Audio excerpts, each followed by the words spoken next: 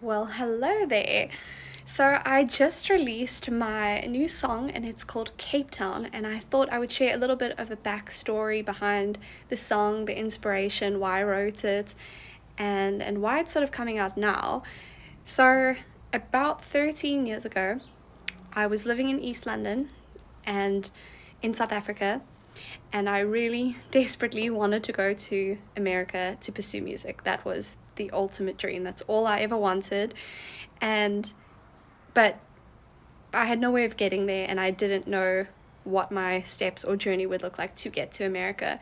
And at the time, the best possible option seemed like to go to Cape Town, which I wasn't particularly fond of that idea.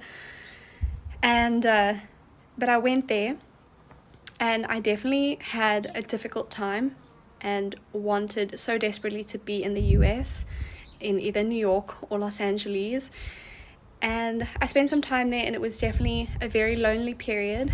And it was very, very difficult trying to figure out how I was going to get to America. And it was a very, very sad time. But at the same time, I also did make some absolutely amazing friends who made that time so special.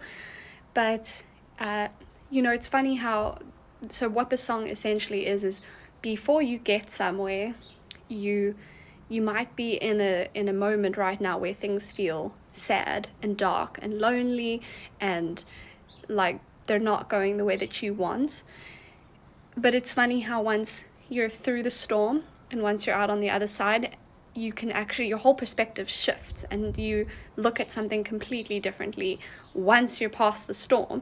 So, now reflecting back on Cape Town, I think of it so fondly, and I think of it so as such a coming of age, such a uh, challenging but like triumph, a time that was full of triumph, um, and and I don't feel as lonely when I look back at it, because I think of the friendships that I made, of just beautiful, beautiful friendships, and the things that I learned, and how it sort of set me up with my grit and my determination and the ability to not take a single second for granted being in America.